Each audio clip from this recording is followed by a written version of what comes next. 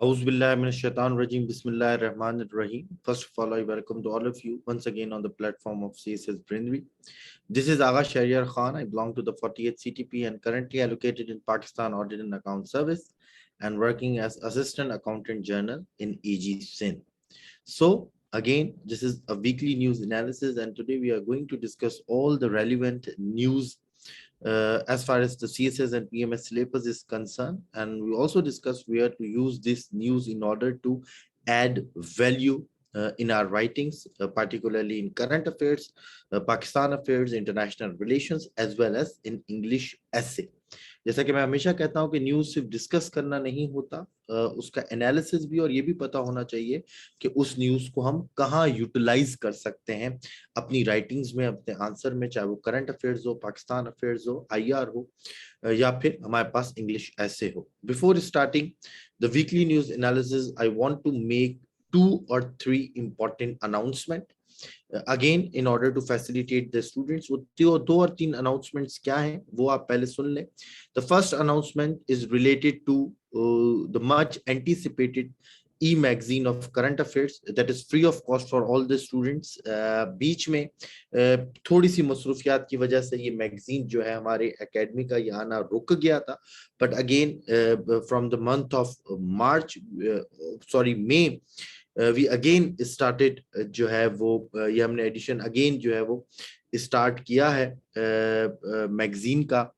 तो ये मई एडिशन जो है ये अब आ गया है. अगेन ये मार्च लिखा हुआ है, इसको हम मई कर देंगे. थोड़ी सी इसमें चेंजेस हैं, आज या कल जो है वो इंशाल्लाह ये अपलोड हो जाएगा. It is a May edition of 2022, जो कि हमारी वेबसाइट, दूसरी अनाउंसमेंट रिलेटेड टू वेबसाइट थी कि हमारी वेबसाइट अगेन इट्स रेडी. आप जाएं, वहां पे पास्ट पेपर्स भी अवेलेबल है, news articles, interviews of CSPs, optional subject के बारे में, कंपलसरी सब्जेक्ट के बारे में, and the website is working fine. तो ये दूसरी अनाउंसमेंट है कि वेबसाइट पर आप जाके ये मैगजीन वगैरह भी डाउनलोड कर सकते हैं, और रिलेटेड टू पास्ट पेपर्स या जो भी आपको इन्फो चाहिए, ओरिएंटेशन सेशंस के बारे में इन्फो चाहिए, वो भी जो है वो हमारे पास यहाँ पर मौजूद है. And the third announcement is related to basically the course of current affairs and Pakistan affairs. The first batch, पिछली दफा हमारे 9 बैच, 7 से 8 बैच थे करंट अफेयर्स पाकिस्तान अफेयर्स के. तो हमारा फर्स्ट बैच जो है वो CSS PMS 2023 का जो है वो स्टार्ट होने जा रहा है जून 20 से. ठीक है, आज हमारे पास 5th of June है, तो जून 20 से जो है वो हमारा जो है वो करंट अफेयर्स पाकिस्तान अफेयर्स का जो है वो प्रॉपर बैच जो है वो स्टार्ट होने जा रहा है. इसके बारे में थोड़ा सा मैं आपको बता दूं, इसकी जो डिटेल्स हैं वो यहाँ पर भी अवेलेबल है हमारी वेबसाइट के ऊपर. कंपलसरी सब्जेक्ट में जाके आप करंट अफेयर्स पाकिस्तान अफेयर्स के से देख सकते हैं, लेकिन थोड़ा सा आप लोगों के साथ डिस्कस भी कर लेते हैं. टोटल लेक्चर्स यानी टोटल टॉपिक्स जो हम डिस्कस करते हैं वो 62 टॉपिक्स होते हैं. It is the most comprehensive lecture available, most comprehensive course available anywhere in the platform of CSS and PMS. तो सबसे पहले हमारा जो है वो कुछ जनरल लेक्चर्स होते हैं जिसमें हम सिलेबस डिस्कस करते हैं, क्वेश्चन डिस्क्रिप्टर्स डिस्कस करते हैं, क्वेश्चन अटेम्प्टिंग टेक्निक डिस्कस करते हैं. देन फिर इकोनॉमिक इश्यूज को डिस्कस डिटेल में किया जाता है, और आजकल इकोनॉमिक इश्यूज तो बहुत ज्यादा इंपॉर्टेंट है, खासतौर पे मैक्रो इकोनॉमिक इंडिकेटर्स हो गए, इंडस्ट्रियलाइजेशन हो गया, टैक्स टू GDP रेशियो हो गया, export sector with respect to balance of payment crisis के साथ, water crisis again an important topic, आप वीकली न्यूज एनालिसिस में देख रहे होंगे, रोजाना आ रहा है. एंड फिर डिजिटलाइजेशन वाला टॉपिक हम कवर करते हैं with respect to digital economy. Then social issues पे मूव करते हैं, पर्टिकुलरली द फूड क्राइसिस जो कि बहुत इंपॉर्टेंट है, उसको कवर करेंगे, एजुकेशन को, पॉपुलेशन को, और इस्लामोफोबिया को. देन पॉलिटिकल इश्यूज में मूव करेंगे, जो सबसे इंपॉर्टेंट टॉपिक है इस साल का, वो इलेक्टोरल रिफॉर्म्स है, उसको कवर करते हुए national interest, sovereignty, debate over new provinces, 18th amendment, presidential versus parliamentary system की डिबेट, सिविल मिलिट्री रिलेशंस जो है, गवर्नेंस, या particularly the topic related to the political culture of Pakistan related to democracy, वो इसके अंदर इंशाल्लाह डिस्कस किया जाएगा. Then Pakistan and the region, जिसमें पाकिस्तान के रिलेशंस जो है वो रीजनल कंट्रीज के साथ और इंटरनेशनल पार्ट्स के साथ डिस्कस किए जाते हैं, और जो हमारे मेन इश्यूज हैं उनको भी इसी में डिस्कस किया जाता है, particularly the Kashmir and Palestine issue. Then international issues जिसमें हमारे पास यूएस चाइना के रिलेशंस आ जाएंगे, और फिर मिडिल ईस्ट क्राइसिस आ जाएगा, ईरान न्यूक्लियर डील आ जाएगी, the politics in Indian Ocean and Pacific Ocean आ जाएगा, उसको बड़ी डिटेल में डिस्कस करेंगे, अफगान कॉगमायर आ जाएगा और ऑर्गेनाइजेशन, और फिर एंड में हमारी Pakistan movement right from 1857 to 1947, उसको इंशाल्लाह डिटेल में डिस्कस किया जाएगा। तो ये 62 से 65 लेक्चर्स है जो कि इंशाल्लाह हमारा जो बैच है, the first batch for CSS 2023 is going to start from June 20। अगर आप रजिस्ट्रेशन कराना चाहते हैं तो 18th of June तक जो है वो रजिस्ट्रेशन ओपन है। If you want to register yourself then we welcome you on the platform. अच्छा जी, अब चलते हैं हम जी अपने जो है वो लेक्चर की तरफ।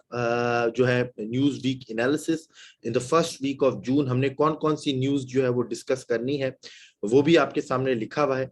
The first important news in my view या इन माय पर्सपेक्टिव जो कि इस एक वीक या 8 से 10 दिनों में इंपॉर्टेंट है, वो Indian Taliban talks. Indian foreign minister met with the foreign ministry, with the foreign spokesman of Afghanistan, it means Taliban, Afghan Taliban के जो फॉरेन स्पोक्समैन है उनसे मुलाकात की, उनके दरमियान डिस्कशन हुई है। Again a very important point, a very important development, because India तो शुरू से ये जो है वो तालिबान को अपोज करता है। Now India is basically opening it's window of talks with the Taliban. It means India is also recognizing that Taliban is a reality और उसके बगैर गुजारा नहीं। उसको डिस्कस करेंगे। फिर कुछ 3 इंपॉर्टेंट रिपोर्ट्स हैं, उसको हम इंशाल्लाह डिस्कस करेंगे। पहली रिपोर्ट है जी ग्लोबल फूड क्राइसिस के ऊपर, उसको देखेंगे। दूसरी है जी हमारे पास United States Institute of Peace की, खास तौर पे न्यूक्लियर पॉलिटिक्स और न्यूक्लियर डायमेंशन के ऊपर in South Asia, Pakistan, India, China,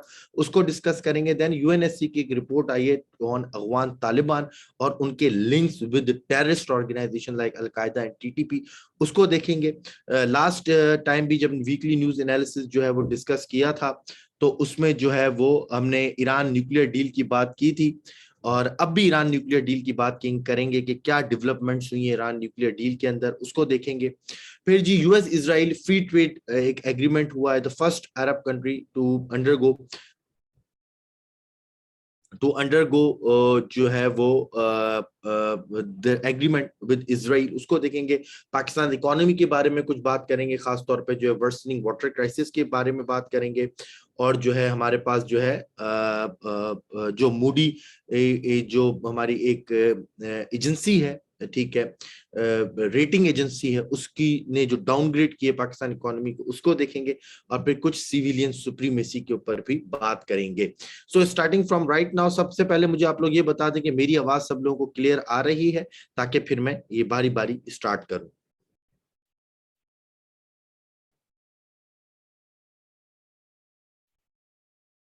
ठीक है जी, रिजवान साहब आप खामोशी से जी लेक्चर सुन लें। अगर आपको इस तरह के क्वेश्चन कर रहे हैं तो काइंडली आप ये मीटिंग छोड़ के चले जाएं। अगर आपने चुप करके लेक्चर सुनना है तो सुने, इस तरह के इररेलेवेंट क्वेश्चन ना करें इस टाइम के ऊपर, ठीक है ना। आप आराम से सुने और जो है वो लेक्चर सुने। लेक्चर में हर तमाम के जवाब आपको दे दिए जाएंगे, ठीक है जी। तमाम लोगों को बात क्लियर है जी। हम चलते हैं पहले टॉपिक की तरफ, जो है इंडिया तालिबान टॉक्स। जैसा कि मैंने पहले भी कहा कि it is the important topic, it is the important development जो कि हुई है। Indian officials hold first talks with the Taliban in Afghanistan. The Taliban administration acting foreign minister मौलवी अमीर Khan met an Indian foreign minister delegation led by JP Singh, a secretary in the ministry, यानी foreign secretary से जो है वो मुलाकात हुई है अफगान तालिबान की, यानी हायर लेवल की डेलीगेशन की इंडिया से मुलाकात हुई है। The meeting focused on India Afghan diplomatic relations, bilateral trade and humanitarian aid। यानी मैंने जैसे स्टार्ट में भी कहा कि India is now opening its window of talks, its diplomatic window with the Taliban government, और ये एक important development है with respect to Pakistan. Pakistan इसको पॉजिटिव भी लिया जा सकता है, उसको नेगेटिव भी लिया जा सकता है। पॉजिटिव इस सेंस में क्योंकि पाकिस्तान का जो बिगर ड्रीम है towards integration, prosperity, sustainable development, वो यही है कि पूरे रीजन को जो है वो कनेक्ट किया जाए, ताकि पूरे रीजन को जो है वो पुवर्टी जो है पुवर्टी के लेवल से बाहर निकाला जाए या पूरे रीजन में प्रॉस्पेरिटी आए।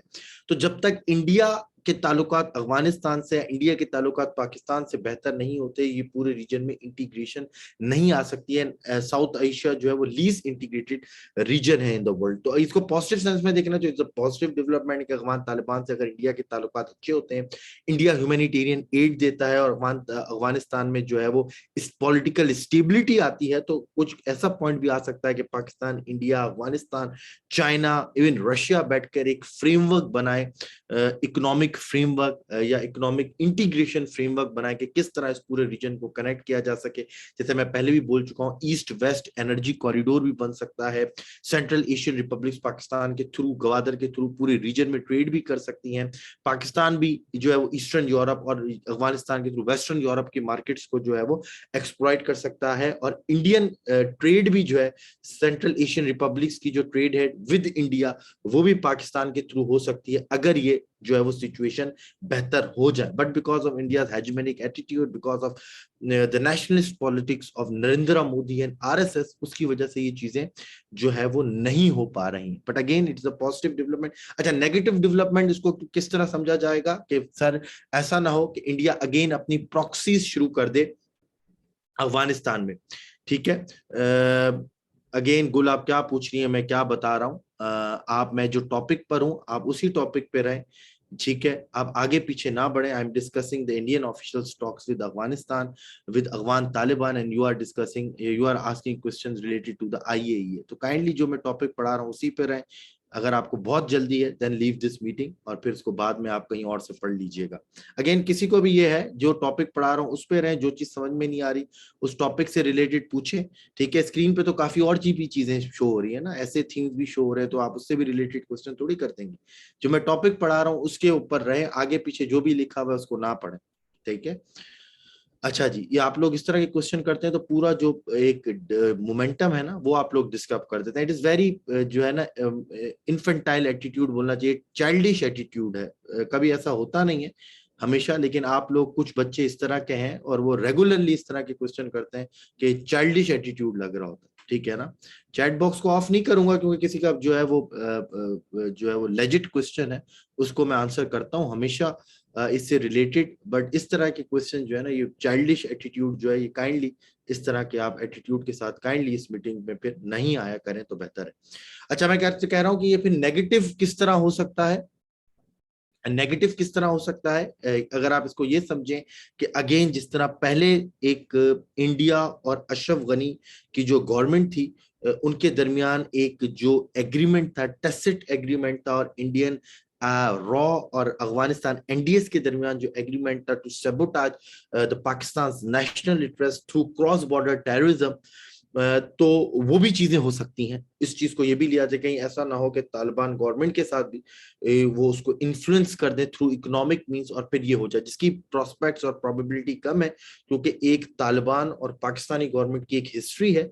तो ऐसा होने की प्रोबेबिलिटी कम है, लेकिन इसको नेगेटिव लेने वाले इस चीज को नेगेटिव भी ले सकते हैं। अब ये सवाल पैदा होता है कि पाकिस्तान का जो लोग हैं, पाकिस्तान के जो पॉलिसी मेकर्स हैं, वो इस डेवलपमेंट को किस तरह देखते हैं, either in a positive sense और इन अ नेगेटिव सेंस। अच्छा, दूसरा क्वेश्चन ये है कि सर जब इंडिया ने जो है वो अफगानिस्तान गवर्नमेंट के साथ डिप्लोमेटिक रिलेशंस को जो है वो बहाल किया है, they basically restart their diplomatic ties with Afghan Taliban. So whether it means that India recognized the Taliban government, ये सवाल वहां के मिनिस्टर से भी हुआ, फॉरेन मिनिस्टर से भी हुआ कि asking if New Delhi now officially recognize the Taliban administration. Indian foreign ministry spokesperson told reporters that they are reading far too much into the visit. बोला ऐसी कोई बात नहीं, आप इस विजिट को बहुत ज्यादा जो है वो इम्पोर्टेंस दे रहे हैं, बहुत ज्यादा इसमें से निकालने की कोशिश कर रहे हैं।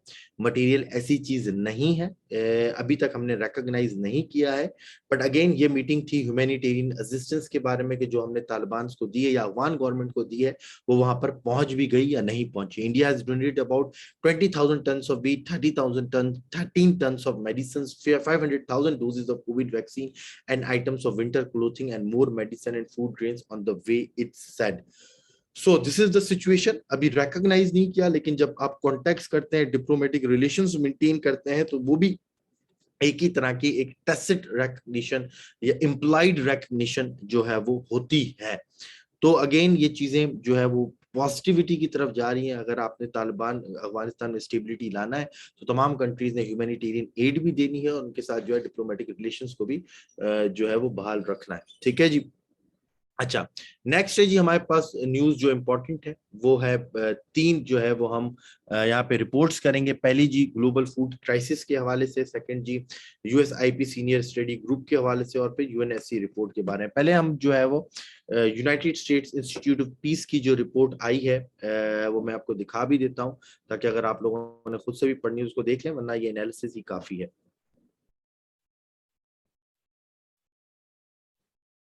ठीक है जी, ये रिपोर्ट है जी United States Institute of Peace senior study group final report enhancing strategic stability in Southern Asia, it mean South Asia, particularly related with Pakistan, India and China, and the threat of a nuclear conflict because of the already bilateral issues existing between Pakistan, India, India, China।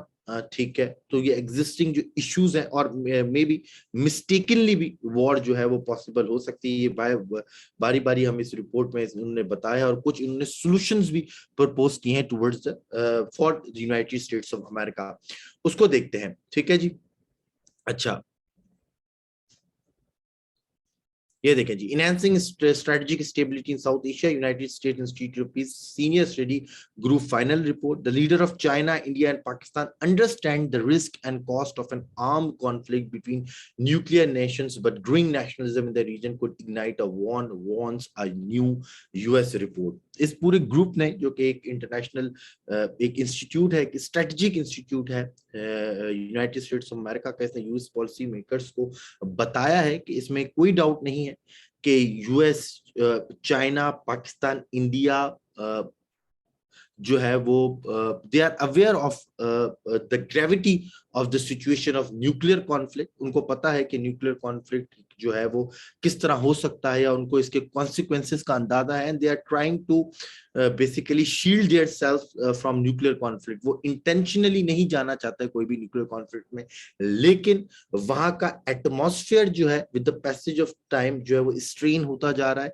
Because of the nationalism. अगर आप देखें India में तो nationalistic एक government है, या because of the border dispute between India and China, between Pakistan India, Kashmir की आपने देखा रिवोकेशन ऑफ आर्टिकल 370 और आर्टिकल 35, फिर इंडिया और चाइना के साथ जो आपने बॉर्डर कॉन्फ्लिक्ट्स देखे डोकलाम के ऊपर, डिफरेंट रीजन्स के ऊपर, उसकी वजह से भी उन्होंने बोला उसकी वजह से ऐसा हो सकता है कि खुदा न खास्ता it could ignite a nuclear war in South Asia. फिर उन्होंने ये भी कहा कि ना सिर्फ बॉर्डर डिस्प्यूट से हो सकता है, बट मिस्टेकनली भी ये वॉर इग्नाइट हो सकती है। किस तरह उसने देखा, उन्होंने बोला कि आपने देखा कुछ हफ्ते पहले या एक महीना पहले इंडिया का मिस्टेकनली मिसाइल जो है वो पाकिस्तान में जो है वो फायर कर दिया उन्होंने, और फिर पाकिस्तान में आके गिरा, और फिर जब पाकिस्तान ने इशू रेस किया then they will recognise their mistake कि हमसे ये गलती से मिसाइल जो है वो फायर हुआ था। तो इस तरह की चीजें भी जो है वो न्यूक्लियर वॉर को इग्नाइट कर सकती हैं। तो फिर इस रिपोर्ट में क्या किया गया, इस रिपोर्ट में कुछ पॉलिसी मेजर्स रिकमेंड किए गए to the United States of America. It urges the United States to devote renewed attention to the nuclear risk reduction measures, starting with the establishment of dedicated and secure India-Pakistan nuclear hotline supported by the bilateral agreements। इसको भी अगर हम pointer बना दे तो बेहतर हो जाएगा। ठीक है, तो उन्होंने कुछ पॉलिसी मेजर्स बताए कि यूनाइटेड स्टेट्स को क्या करना चाहिए। तो पहले तो उन्होंने कहा कि भाई यूनाइटेड स्टेट्स को जो है वो इस थ्रेट को सीरियस लेना चाहिए, the nuclear threat in the region of South Asia. इसके ऊपर अटेंशन देनी चाहिए न्यूक्लियर रिडक्शन मेजर्स को, and starting with the establishment of dedicated and secure India Pakistan nuclear hotline. एक हॉटलाइन होनी चाहिए बिटवीन पाकिस्तान एंड इंडिया, जो कि न्यूक्लियर हॉटलाइन होनी चाहिए, ताकि कोई भी ऐसा इंगेजमेंट हो, कोई भी ऐसी जो है वो क्या कहना चाहिए एक्सीडेंटल फायर हो, तो दोनों को एक हॉटलाइन हो, ताकि जो है वो मिसअंडरस्टैंडिंग ना और से न्यूक्लियर वॉर के क्राइसिस ना हो जाए, जिस तरह यूएस और सोवियत यूनियन के बीच में था during the cold war era. इसके अलावा उन्होंने क्या कहा, policy maker in Washington should urge both India and China to enter strategic stability talks with each other. उन्होंने बोला कि बहुत इंडिया और चाइना को जो है वो अर्ज करना चाहिए कि भाई वो टॉक्स पे जाएं, खासतौर पर उनके जो बॉर्डर इश्यूज हैं वो बायलैटरल तरीके से जो है उनको सॉल्व किया जाए। They should also raise the idea of new trans regional forum of regional and global strategy stability that would include the so-called nuclear seven, China, France, India, Pakistan, Russia, United Kingdom and the United States। इस report ने एक और idea को इंजेंडर किया या raise किया कि एक ट्रांस रीजनल फोरम होना चाहिए, regional and global strategic stability का, जिसमें दुनिया की 7 न्यूक्लियर पावर्स जो हैं वो हो और उनके दरमियान टॉक्स हो ताकि किसी भी ऐसे रिस्क से बचा जा सके। यहाँ पर एक बात याद रखिएगा कि अभी तक कोई ऐसा प्लेटफॉर्म मौजूद नहीं है। जितने भी प्लेटफॉर्म है, फॉर एग्जांपल अगर आप एनपीटी की बात करें, न्यूक्लियर नॉन प्रोलिफरेशन ट्रीटी, वो भी सिर्फ जो है वो पाकिस्तान इंडिया को न्यूक्लियर पावर एक्सेप्ट नहीं करते। वहां पे बोला जाता है कि यूएस न्यूक्लियर पावर है, फ्रांस है, ठीक है, यूके है, चाइना है, और इन न्यूक्लियर पावर्स को एक्सेप्ट किया जाता है, बाकी न्यूक्लियर पावर्स को एक्सेप्ट नहीं किया जाता। चाहे वो इंडिया हो गया, चाहे वो पाकिस्तान हो गया, चाहे वो नॉर्थ कोरिया हो गया, इनको एक्सेप्ट नहीं किया जाता। तभी ये जो है वो एनएसजी का भी हिस्सा नहीं है, जो कि न्यूक्लियर सप्लायर ग्रुप्स है। तो अब कहा जा रहा है कि नहीं, अब इस चीज को बढ़ाया जाए और सो कॉल्ड 7 न्यूक्लियर पावर्स जो है, जिसमें चाइना है, फ्रांस है, इंडिया, पाकिस्तान, रशिया, यूके और यूएस, ये तमाम आए और एक बायलैटरल और एक जो है वो ट्रांस रीजनल फोरम हो जिसमें इस तरह के टॉक्स हो और जो भी इश्यूज हो उसको सॉल्व किया जाए to avoid a nuclear disaster in anywhere in the world. उसके अलावा the report urges the United States to prepare its policy maker for complex nuclear crisis diplomacy in the region. ये भी बोला गया कि जो यूएस के पॉलिसी मेकर्स हैं वो अपने आप को इस बारे में तैयार रखें कि उनको किसी भी वक्त न्यूक्लियर क्राइसिस डिप्लोमेसी करनी पड़ सकती है साउथ एशिया में, particularly related to Pakistan and India और इंडिया और चाइना। तो इसके थ्रू वो region by conducting gaming exercise with in the intelligence community, इसके लिए वो प्रैक्टिस के लिए एक्सरसाइजेस भी उनको करनी चाहिए। जैसा कि अभी आपने देखा था कि 2019 में, फेब 2019 में जब ये अभिनंदन वाला एपिसोड हुआ था और उसके बाद से ये पूरा रीजन में ऐसा लग रहा था कि किसी भी वक्त न्यूक्लियर वॉर जो है वो ट्रिगर हो सकती है। Former prime minister Imran Khan के स्टेटमेंट देख लें, इंडिया के स्टेटमेंट देख लें, तो इस सिचुएशन में the global powers like US उसको न्यूक्लियर क्राइसिस डिप्लोमेसी के लिए रेडी होना चाहिए। It also suggest developing a generalised policy playbook for India, Pakistan, India, China and overlapping India, Pakistan, China crisis. Another suggestion is the routinely share insight from these planning documents with all incoming senior officials। और एक generalise policy framework भी बनाए मुल्कों के लिए ताकि कोई भी न्यू एडमिनिस्ट्रेशन आती है यूएस की तो वो उसी प्लेटफॉर्म पे, उसी फ्रेमवर्क पे, उसी रोड मैप के ऊपर काम कर सके। In a nutshell the report on enhancing strategic stability in South Asia has accentuated the problem of nuclear crisis, the problem of nuclear disaster in South Asia, and urges the United States of America to take concrete policy measures to avoid any form of nuclear disaster in South Asia। ये पूरी report का एक nutshell था कि भाई crisis मौजूद है, खतरा मौजूद है और यूएस को इसको सीरियस लेना चाहिए और उसके लिए उसने कुछ पॉलिसी फ्रेमवर्क के स्टेप्स भी बताए हैं। यहां तक किसी को कोई सवाल है तो पूछें। यहां तक किसी को कोई सवाल, यस और नो में बताएं, फिर हम आगे बढ़ते हैं।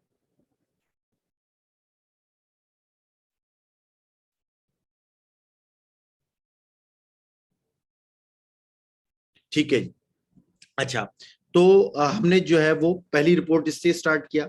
नेक्स्ट रिपोर्ट है जी हमारे पास, अगर हम अफगानिस्तान का टॉपिक अभी हमने देखा था उसी के ऊपर चलते हैं।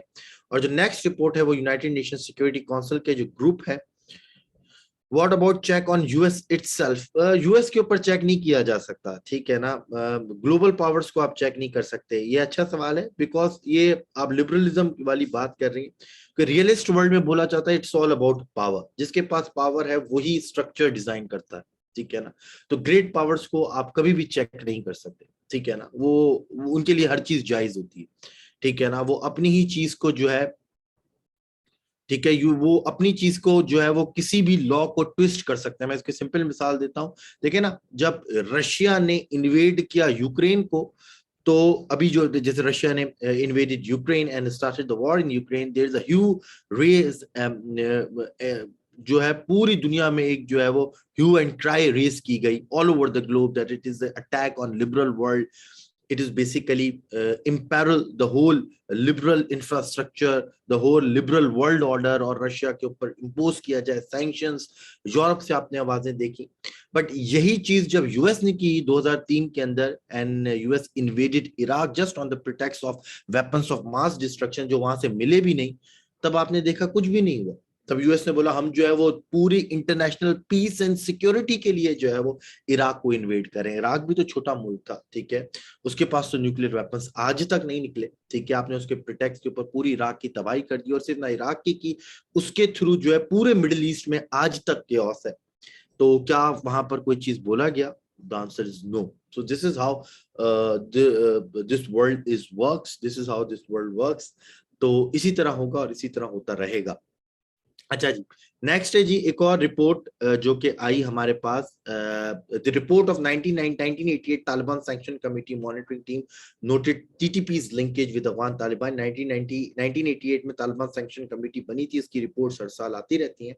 तो इस साल भी इसकी रिपोर्ट आई है जिसमें ये कहा गया है कि तालिबान के जो है वो टीटीपी के साथ लिंक है. टीटीपी क्या है? तहरीक तालिबान पाकिस्तान, ठीक है. और Tehreek Taliban Pakistan is considered one of the test organization by Pakistan as well. और पाकिस्तान के, आप मैंने पहले भी बताया था कि टीटीपी के साथ जो है वो मुज़ाकरात चल रहे हैं. टीटीपी के साथ जो है वो सीज फायर के ऊपर चल रहे हैं, निगोसिएशंस चल रही हैं to develop any kind of peace agreement between Pakistan and TTP, ताकि जो है वो टेस्ट अटैक्स को वंस एंड फॉर ऑल खत्म किया जा सके. तो अकॉर्डिंग टू दिस रिपोर्ट के the probability of peace between Pakistan and TTP is very low. The prospects are bleak. जो है वो prospects इतने जो है वो कोई ज्यादा मौजूद नहीं है. थोड़ा सा देख लेते हैं पाकिस्तान और टीटीपी के दरमियान कब टॉक्स शुरू हुई और इसका अभी स्टेटस क्या है. लास्ट टाइम भी मैंने आपको बताया था कि जो है वो Pakistan is ready to release few the group members of TTP, और फिर वहां से सीज फायर की भी बात हुई थी. तो अब पूरा देखते हैं कि क्या क्या स्टेप वाइज है और अभी की सिचुएशन क्या है. So the first round of talks held last year has yielded a month-long ceasefire that later broke down after TTP accused Islamabad of not fulfilling promise. बोला पहला टॉक राउंड जो है वो लास्ट ईयर शुरू हुआ था, जबकि एक मंथ का सीज फायर हुआ दोनों तरफ से, टीटीपी की तरफ से भी और पाकिस्तान की तरफ से भी, बट वो एनी हाउ जो है वो खत्म हुआ. TTP subsequently resumed attacks against Pakistani forces, and statistics tabulated by the Pakistan Institute of Peace revealed that this year it carried out nearly 46 attacks, mostly against law enforcement agencies, and 79 Pakistanis lost their lives. और उसके बाद से TTP ने अपने attacks शुरू किए against Pakistani state. अभी तक against in the view of Pakistan institute of piece studies 46 attacks हो चुके हैं और तकरीबन 80 लोग अपनी जान गवा चुके हैं. They basically sacrifice their lives in the attacks of TTP. फिर क्या हुआ जी? The peace process which is being facilitated by the Taliban Interior Minister Sirajuddin Haqqani resumed earlier this month after both sides took confidence building measure. और इसी महीने के start में यानी मई की बात हो रही है, इसी मंथ के स्टार्ट में यानी मई की बात हो रही है, ये टॉक्स दोबारा इनिशिएट किए गए because of the confidence building measures. वो कॉन्फिडेंस बिल्डिंग मेजर्स क्या थे वो पे लास्ट वीकली न्यूज एनालिसिस में डिस्कस कर चुका हूं. TTP first announced a cease fire on the occasion of Eid and later extended it after Pakistan release couple of its commanders who were on the death row. जो कुछ death row पे थी उनके commanders को रिलीज किया गया और ये पब्लिक अनाउंसमेंट नहीं की गई. TTP demanded withdrawal of security forces from the erstwhile tribal regions, annulment of merger FATA with Khyber Pakhtunkhwa, and withdrawal of the case against its fighters and their release and introduction of Sharia-based Nizam in the Malakand division. अभी जो TTP की demands हैं वो क्या है? वो बहुत extreme demands हैं जो पाकिस्तानी स्टेट कभी भी अलाउ नहीं कर सकती. उसमें यह है कि सिक्योरिटी फोर्सेस को जो फाटा अर्लीस्ट फाटा रीजन था, अर्स्टवाइल फाटा रीजन था, उससे वापस बुलाया जाए. फाटा मर्जर जो केपी के साथ है उसको खत्म किया जाए. जितने भी हमारे जो है वो केसेस हैं अगेंस्ट हमारे फाइटर्स पे उनको खत्म किया जाए और शरीयत का निजाम इम्पोज किया जाए मालाखंड डिवीजन में. और शरीयत का निजाम जो वो समझते हैं शरीयत है, असल इस्लामिक शरीयत का निजाम नहीं. Although security forces here say that these demands are unacceptable, ये डिमांड्स कभी भी एक्सेप्टेबल नहीं हो सकती पाकिस्तान के लिए. The top priority of the government side in the latest round to secure extension in ceasefire. The Pakistan side, however, maintained complete silence on the talks. इस पे पाकिस्तान ने कंप्लीट साइलेंस रखी हुई है, बोल रहे हैं कि हम ये चीजें तो कभी भी नहीं अलाउ कर सकते, लेकिन एनी हाउ निगोसिएशंस में दोनों साइड्स कुछ रूम जो है वो है होता है, और कोशिश की जा रही है जो सीज फायर हुई है इसको एक्सटेंड किया है ताकि कोई भी और टेररिस्ट अटैक्स ना हो। The annual report of 1988 Taliban Sanction Committee monitoring team noted Taliban's linkage with Afghan Taliban, explain how the group benefited from the fall of Ghani government। ये तो हम सबको पता है, ठीक है।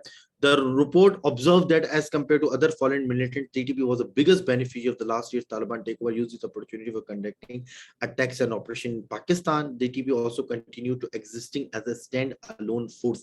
इस रिपोर्ट में ये भी रिवील किया गया है कि टीटीपी के बड़े स्ट्रॉन्ग लिंकेजेस हैं अफगान तालिबान के साथ, और अफगान तालिबान के आने से जो सबसे बड़ी बेनिफिशियरी है वो टीटीपी हुई है। तो ये एक ऐसा पॉइंट है, ये एक ऐसा फैक्टर है जिससे पाकिस्तान तालिबान के रिलेशंस इंप्रूव भी हो सकते हैं और खराब भी हो सकते हैं।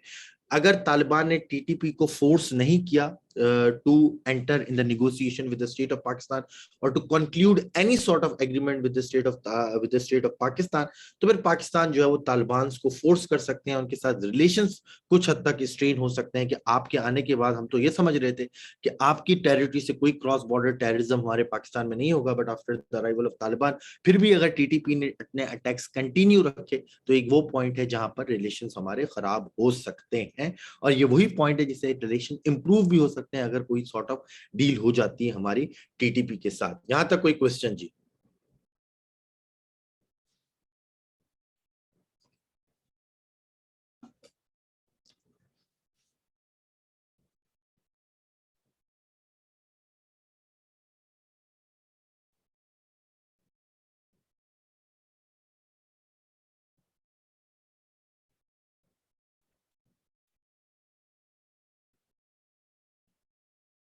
अच्छा जी, नेक्स्ट रिपोर्ट है जी फूड क्राइसिस। आपने देखा सीएसएस के 2022 के पेपर में फूड ग्लोबल फूड सिस्टम के ऊपर ऐसे भी आया, food crisis very important particularly after the war in Ukraine, ठीक है।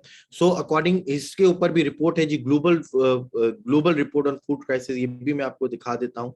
इसके ऊपर भी हम एनालिसिस कर रहे हैं और हमें करना भी चाहिए। ये रहा जी 2022 global report on food crisis, a very important report. इसमें क्या बोला गया है जी? According to the Global Network 2020, the global report on food crisis, clashes and wars remain significant drivers of food insecurity worldwide. War makes weapon even out of food a basic necessity and the right of every human being, क्योंकि Ukraine से बहुत ज्यादा food जो है वो export होता था to the world, और यूक्रेन में और खासतौर पे पेंडेमिक की वजह से भी जो फूड इनसिक्योरिटी है दुनिया में वो बड़ी है, ठीक है। World wide around 47 million people are facing a shortage of wheat and others. Statistics बहुत इंपॉर्टेंट है, अगेन रिपीट कर रहा हूं, वर्ल्ड वाइड इस टाइम पे around 47 million people are facing shortage of wheat and their and other supplies.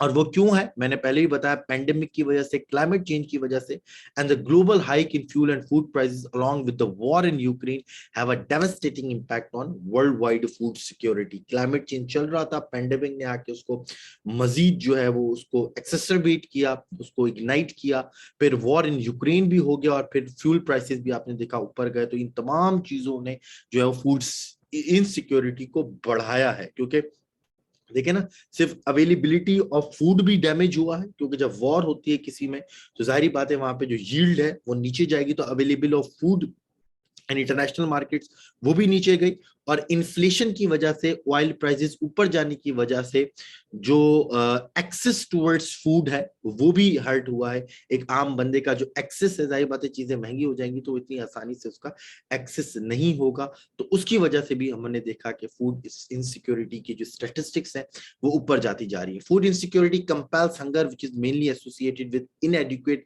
Dietary energy take, और अगर global hunger index को देखा जाए तो उसके according central Asia facing alarming and south Asia serious hunger with scores 43 and 24.7 according to global hunger index respectively. Central Asia, Central Africa was ranked 114, while Pakistan, India, Afghanistan was ranked 92, 101 and 103 respectively out of 116 countries। अगर 116 countries की list बनाई जाए तो पाकिस्तान का number 92 पर है, यानी bottom 30 में पाकिस्तान लाई कर रहा होता है as far as food insecurity is concern, और इसकी वजह मैंने आपको बता दी। क्या around 60% of the wheat consume in the country was imported from Ukraine in fiscal year 2021 में हमारी 60% व्हीट जो है वो यूक्रेन से आती थी, क्योंकि अब वहां पे वॉर है, तो सिचुएशन मजीद जो है वो खराब होती चली जा रही है। This is according to the statistics of global report on food crisis by globals network, current report है, ठीक है जी, बिल्कुल करंट रिपोर्ट। इसी तरह जब आप लोग करंट अफेयर्स, पाकिस्तान अफेयर्स के बैच में भी आएंगे, जिस जो भी आप लोगों में से रजिस्टर, उसमें भी आप देखिएगा कि reports, analysis, statistics, case studies, book references, quotations, हर चीज आपको प्रोवाइड की जाती है। Don't need to read anything else, just lecture लें, उसको दोबारा सुने, उससे नोट डाउन करें इंपॉर्टेंट चीज, और आपका पूरा टॉपिक इंशाल्लाह प्रिपेयर हो जाएगा। नेक्स्ट जी, हमारे पास अब क्या है, हमने जो है वो इंडियन तालिबान टॉक्स भी कवर कर लिए, फूड क्राइसिस की भी देख लिया, रिपोर्ट ऑन जो है वो United State institute of peace related to strategic stability, उसको भी डिस्कस कर लिया। तालिबान के ऊपर जो रिपोर्ट थी particularly related with TTP and Pakistan, उसको भी देख लिया। अब क्या है जी, हमारे पास ईरान न्यूक्लियर डील। अरसलान कहने सर कब स्टार्ट हो रहा है, मैंने स्टार्ट में अरसलान बताया था starting from 20th of June, ठीक है जी, 20th of June से स्टार्ट है, और पूरी डिटेल वेबसाइट के ऊपर मौजूद है। आप जाएंगे तो हमारी वेबसाइट के ऊपर आपको पूरी डिटेल वगैरह मिल जाएगी cssbrainy.com के ऊपर। अच्छा, ईरान न्यूक्लियर डील के बारे में मैंने आपको लास्ट वीक भी ये बात बताई थी कि ईरान न्यूक्लियर डील की जो टॉक्स हैं, resumption of Iran nuclear deal between the Biden administration and Tehran, वो ऑनगोइंग है। लेकिन उसके ऊपर जो ईरान की सबसे बड़ी शर्त है कि भाई जो आपने हमारे रेवोल्यूशनरी गार्ड कोर को टेररिस्ट टैग किया हुआ यूनाइटेड स्टेट्स ने, जो उनकी एक इलीट ग्रुप है, इलीट आर्म फोर्स ग्रुप है रेवोल्यूशनरी गार्ड कोर, तो उसको जो है वो आप टेररिस्ट ऑर्गेनाइजेशंस की लिस्ट से निकाल दें। और ये एक ऐसा पॉइंट है जहां पे ऊपर चीजें रुकी हुई हैं, basically it's a bone of contention. तो उसके ऊपर अगेन कुछ डेवलपमेंट हुई है। बाइडेन एडमिनिस्ट्रेशन का ये कहना है कि जो डील हुई थी 2015 में, ईरान न्यूक्लियर डील, उसमें ऐसी कोई एलिमेंट, ऐसी कोई कंडीशन मौजूद नहीं है कि ईरान, रेवोल्यूशनरी ईरान गुड जो है वो उसको इंटरनेट टेररिस्ट ऑर्गेनाइजेशन की लिस्ट में नहीं डालेंगे या उसको निकाल देंगे, ठीक है जी। ऐसी कोई चीज जो है वो वहां पर मौजूद नहीं है, ठीक है। तो अब क्या होगा, उन्होंने कहा कि ठीक है, अगर आप टॉक्स को कंटिन्यू रखना चाहते हैं तो हम भी रेडी हैं, हम भी रेडी हैं to revive the 2015 nuclear deal. और अगर आप इस टॉक्स पे अपनी ही कंडीशन के ऊपर, इफ यू आर क्या कहना चाहिए कि अगर आप जिद पर हैं, if you are not ready to budge from your opinion and if you are stubborn, that यही शर्त है और इसके आगे हम बात नहीं करेंगे, तो बाइडेन एडमिनिस्ट्रेशन ने फिर बोला कि जो मैक्सिमम प्रेशर कैंपेन है ईरान के ऊपर, जो कि डोनाल्ड ट्रंप ने भी स्टार्ट की थी, उसको मजीद जो है वो उस चीज को जो है वो इम्पोज किया जाएगा, मैक्सिमम प्रेशर कैंपेन ईरान के ऊपर। और इस दफा उन्होंने बोला कि जो यूरोप है वो भी हमारी साइड के ऊपर है। तो ये अभी तक की डेवलपमेंट है, और अभी जून में जो है वो, अभी जैसे गुल ने स्टार्ट में वो चीज जो पूछी थी, वो अब यहाँ पर मैं बताने जा रहा हूँ कि जो है वो जून में मीटिंग होने वाली है, जिसके ऊपर जो है वो ये रिपोर्ट सबमिट होगी कि भाई क्या बना ईरान न्यूक्लियर डील का। तो ये मैं आपको दिखा देता हूं,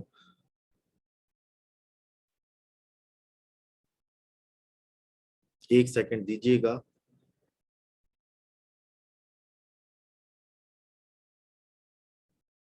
ये रहा जी, ग्रोसरी एंड ईरान, ग्रोसरी इन्होंने पूछा था कौन है, ये यूएन के जो है, यूएन के रिप्रेजेंटेटिव है to talks with Iran nuclear deal. Grossi Iran agreed in March में एग्रीड किया था on a 3-month plan to get to the bottom of the issue which has been a source of tension between Iran and western parts।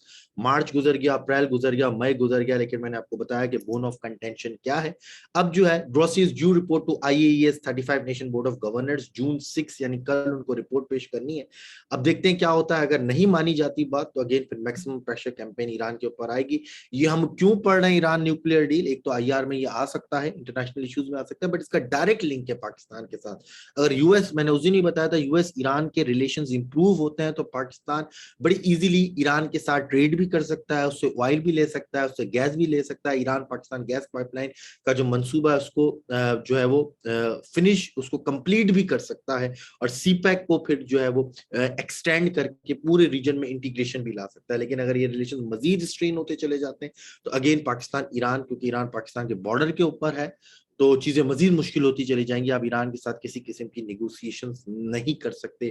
Keeping view the position of Pakistan, आप सबने देखा कि हम इतनी position में नहीं है to oppose United States of America at any point, at any development. हम इस पोजीशन में नहीं, अपोज किया तो, और आपने देखा कि फिर क्या बना, पिछली गवर्नमेंट क्या। तो ये थी ईरान न्यूक्लियर डील के ऊपर कुछ बातें। इसके अलावा जी हमारे पास क्या है, पाकिस्तान इकोनॉमी, इसके ऊपर डिस्कस करेंगे, वाटर क्राइसिस और सिविलियन सुप्रीमेसी। पाकिस्तान इकोनॉमी के ऊपर जी 2-3 डेवलपमेंट हुई है। पहली डेवलपमेंट जी ये हुई कि सऊदी अरब ने जो है वो $3 billion, Saudi Arab is ready to deposit $3 billion in the reserves of State Bank of Pakistan to bolster to bolster the state bank reserves, ताकि जो है हमारी बैलेंस ऑफ पेमेंट क्राइसिस की जो सिचुएशन है उसको थोड़ा सा इंप्रूव किया जा सके। Again it's a positive development, but the question is ये कब तक होगा, ठीक है, कब तक हम लोग जो है वो दूसरे कंट्रीज की जो है वो इमदाद के ऊपर, एड के ऊपर जो है वो रिलाई करते रहेंगे। 2008 में आए तब भी यही हुआ, फिर 2013 में नवाज शरीफ साहब की गवर्नमेंट आई तब भी यही हुआ, 2018 में पीटीआई की गवर्नमेंट आई तब भी यही हुआ, और अब उनके जाने के बाद जो नई गवर्नमेंट आई तब भी यही हो रहा है। तो क्या हम स्ट्रक्चरल चेंजेस के ऊपर नहीं जाना चाहिए? क्या हमें एक्सपोर्ट ओरिएंटेशन की तरफ नहीं जाना चाहिए? क्या हमें जो है वो इंडस्ट्रियलाइजेशन की तरफ नहीं जाना चाहिए? और जाना चाहिए तो कैसे जाना चाहिए? दैट इज, अगर आप देखेंगे तो हमारा जो जो कोर्स है उसमें भी जो इकोनॉमिक इश्यूज है उनको बड़े डिस्कस के पड़ेंगे कि भाई मसला है कि, और उसको किस तरीके से इससे बाहर निकाला जाए, चाहे वो इंडस्ट्रियलाइजेशन है, चाहे वो एक्सपोर्ट सेक्टर है, चाहे वो जो है वो टैक्सेशन का सेक्टर है, चाहे वो डिजिटल इकोनॉमी है, तो इससे किस तरीके से बाहर निकला जाए। फिर जो दूसरी डेवलपमेंट हुई वो ये हुई कि भाई टर्की गए Prime Minister Shahbaz Sharif, and 6 MOUs were signed there. 6 memorandum of understanding signed हुए on different dimensions of economy, जिसमें इंडस्ट्रीज भी हैं, जिसमें कॉमर्स भी है, so on and so forth. MOUs हैं, कोई फाइनल चीज नहीं है कि यहाँ पे डिस्कस किया जाए। फिर तीसरी चीज जो हुई है वो again because of the rising inflation in Pakistan, आपने देखा 40% फूड फ्यूल प्राइसेस बढ़ाएगा और 46% जो है वो गैस बढ़ाई जा रही है फ्रॉम जुलाई 1, और उसको देखते हुए जो है वो, क्योंकि डबल डिजिट में इन्फ्लेशन आ गई है, तो जो मोडीज इन्वेस्टर सर्विसेज है वो रेटिंग करती है, तो उन्होंने पाकिस्तान की रेटिंग को स्टेबल से नेगेटिव कर दिया है। पाकिस्तान का जो इकोनॉमिक आउटलुक है उसको स्टेबल से नेगेटिव कर दिया, और इसका असर क्या होगा? इसका असर होगा फॉरेन इन्वेस्टर्स के ऊपर। जो फॉरेन इन्वेस्टर्स का सेंटिमेंट है, जो कॉन्फिडेंस है, वो हर्ट होगा, और आपके मुल्क में फॉरेन डायरेक्ट इन्वेस्टमेंट भी कम होगी। Last but not the least, जो हमें दो चीजें डिस्कस करनी है, एक तो है सिविलियन सुप्रीमेसी। आपने देखा सिविलियन सुप्रीमेसी होनी चाहिए मुल्क में, because we are living in a democratic state. यहाँ पे सिविलियन सुप्रीमेसी होनी चाहिए, और ये सिविलियन सुप्रीमेसी को एक धचका पहुंचा when the new administration of Pakistan, when new government of Pakistan announced that all the postings, transfers, and the recruitment of civil servants at the federal level will be made after the consultation with the intelligence agency of Pakistan, that is the external intelligence agency, ISI. उसकी जो है वो consultation के बाद और उसके approval के बाद तमाम जो है वो पोस्टिंग, ट्रांसफर, इवन रिक्रूटमेंट भी, यहाँ पे आप देखें कि civil servants before their induction, appointments, postings as well as promotions, and I don't know what is where are we heading towards as a state, but anyhow ऐसा कभी भी नहीं हुआ पाकिस्तान की 75 इयर्स की हिस्ट्री में, कभी भी किसी भी सिविलियन गवर्नमेंट ने इतनी स्पेस की कभी भी नहीं दी आर्म फोर्सेस को, but for the first time in the history of Pakistan ये हो रहा है। And as far as civil military relations या सिविलियन सुप्रीमेसी इज कंसर्न, वो अब तकरीबन नहीं रही, ठीक है। ये तो फेडरल लेवल सिविल सर्वेंट्स के अनाउंस किया है, फेडरल लेवल के ऊपर ही है, ठीक है जी। सर इसके पीछे क्या रैशनल है? इसके पीछे रैशनल ये है, मैं क्या, if I want to be blunt, then इसके पीछे रैशनल ये है कि हमारी गवर्नमेंट आपने चलने देनी, ठीक है ना, और कोई रैशनल नहीं है। ठीक है ना, और कोई बिल्कुल रैशनल नहीं है। दुनिया में कहीं भी ऐसा नहीं होता। ठीक है, आपकी जो इंटरनल इंटेलिजेंस एजेंसीज होती है, फॉर एग्जांपल आईबी है, आपके पास एफआई है, आप उसके थ्रू जो है वो आप कर सकते हैं। But as far as in doing so the government is giving legal cover to a practice that already been but not been formalised so part of protocol. इससे पहले भी ऐसा होता है, ठीक है, ऐसी बात नहीं है कि नहीं होता, बट हाई पोस्टिंग के ऊपर, for example if you are going to the appointments of जजेस, अब सुप्रीम कोर्ट के जजेस की जब अपॉइंटमेंट है, ठीक है, उसमें आपको इंटेलिजेंस एजेंसीज का इनपुट चाहिए होता है कि भाई इनके कहाँ पर लिंकेजेस हैं। या आप अगर आप 22 ग्रेड की पोस्टिंग्स कर रहे हैं, प्रिंसिपल सेक्रेटरी लगा रहे हैं, आप फॉरेन सेक्रेटरी लगा रहे हैं, आप इंटीरियर सेक्रेटरी लगा रहे हैं, yes you can need input from the intelligence agencies. But इसको लीगल कवर देके ये कर देना कि ऑल पोस्टिंग्स, ट्रांसफर्स, इंडक्शंस या प्रमोशंस जो भी हो, उन पे जो है वो स्क्रीनिंग चाहिए, यानी उनका स्टैंप चाहिए। It is very dangerous as far as the civilian supremacy is concerned, as far as the democracy is concerned. मैं हमेशा कहता हूँ we made progress as far as the procedural element of democracy is concerned, but we haven't made any progress as far as normative element of democracy is concerned. Procedural में तो हमने बड़ी तरक्की की, इलेक्शन हो रहे हैं हर 5 साल के बाद, 3 टेन्योर है, consecutive tenure, but as far as normative element is concerned, rule of law, civilian supremacy, transparency, freedom of expression, ठीक है, अकाउंटेबिलिटी, वहां पर हमें कोई चीज जो है वो नजर नहीं आ रही उस एलिमेंट में डेमोक्रेसी के अंदर। तो this is it from my side as far as जो है वो news, weekly news analysis concern. जब भी वीकली न्यूज एनालिसिस हुआ करे, कोशिश किया करें कि वो दोस्त जिनको नहीं पता इसका, उनके साथ चीजें शेयर करें ताकि वो इस क्लास में मौजूद हों। ठीक है, तो वो इस क्लास में मौजूद हो, इंशाल्लाह we will meet next week. मैं आपको अनाउंसमेंट बता चुका हूँ, 3 अनाउंसमेंट थी। First is related to the magazine, इंशाल्लाह it will come out today और tomorrow. Second is related to the website, website is ready, आप जाएं, वहां पे तमाम मटेरियल मौजूद है जो आपको फैसिलिटेट भी करेगा। फॉर एग्जांपल मैं यहाँ पे आपको बता दूं, जो आपके लिए काफी इंटरेस्टिंग होता है, जब हम भी जो है वो कर रहे थे तैयारी, फॉर एग्जांपल एक्सक्लूसिव इंटरव्यूज के ऊपर जाएंगी, तो यहाँ पे एक्सक्लूसिव इंटरव्यूज भी मौजूद है ऑफिसर्स वगैरह का। ठीक है, यहाँ पे उसका मैंने लिंक भी शेयर कर दिया है, या अगर आपको पढ़ना है तो अगर आप मैगजीन कॉर्नर में जाएंगी तो वहां पर अलग से मैंने जो है वो ये देखें सीएसपी से इंटरव्यूज, और हर मैगजीन में ऑलरेडी इंटरव्यूज तो मौजूद है, वो भी आप पढ़ें। नया मैगजीन भी आ जाएगा, ऑप्शनल सब्जेक्ट से रिलेटेड जितने भी ओरिएंटेशन सेशंस हैं, चाहे वो 200 मार्क्स का है, 100 मार्क्स का, वो यहाँ पर मौजूद है, डिटेल्स भी मौजूद है। और जो करंट अफेयर्स का जो तीसरी अनाउंसमेंट थी, is that the current affairs batch and Pakistan affairs batch is going to start from June 20, उसकी डिटेल भी यहाँ पर मौजूद है। अगर आप जाएंगे तो कंपलसरी सब्जेक्ट में और करंट अफेयर्स, पाकिस्तान अफेयर्स में जाएंगे तो you will get all the necessary details. ठीक है जी, so thank you so much, इंशाल्लाह we will meet next week. Till then, अल्लाह हाफिज़ एंड टेक केयर।